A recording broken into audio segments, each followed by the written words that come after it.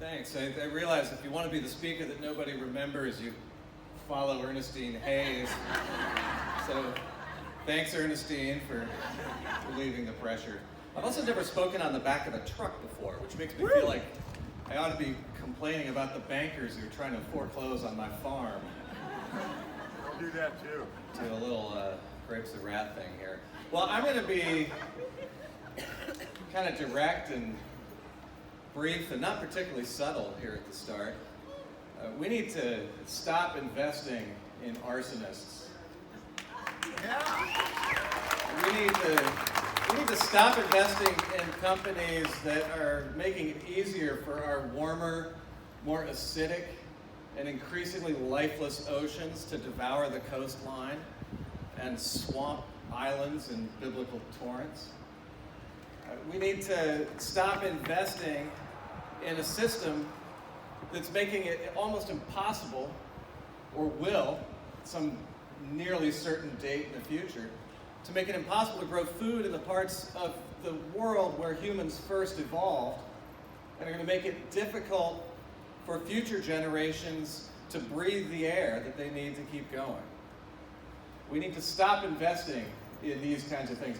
By continuing to feed capital into the arteries of the fossil fuel industry, we're investing in a future where temperatures are going to rise much faster and much farther than I'm able to remember. I remember the 80s and the 90s when the predictions for global temperature change seemed pretty mild by comparison with what we're getting now. We're investing in hopelessness if we continue to feed these arteries. We are investing in the apocalypse. If you think that the cannibal gangs that are going to roam the barren landscape 100 years from now are going to be grateful to us for what we're doing at the moment, you are mistaken.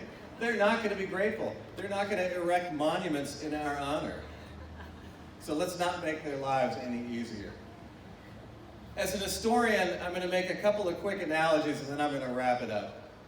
We need to stop investing in these companies for the very same reasons that abolitionists in the 19th century railed not just against the people who owned slaves.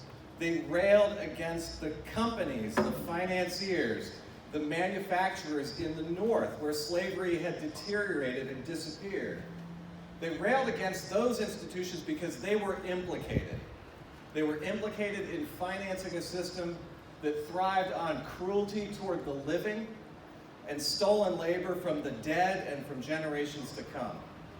We need to get out of investing in fossil fuel companies for the same reason that for several decades leading up to the 1980s, people argued for universities and other pools of wealth, as Zach put it, to get out of investing in South African apartheid.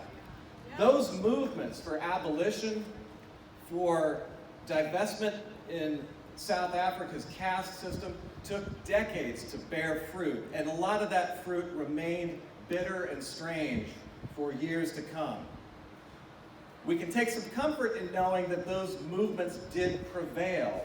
We don't have the time that they had to do what we need to do. So we need to act now, keep this shit keep it in the ground. Keep it in the ground. Don't tell your parents. We heard naughty words today. All right, thank you.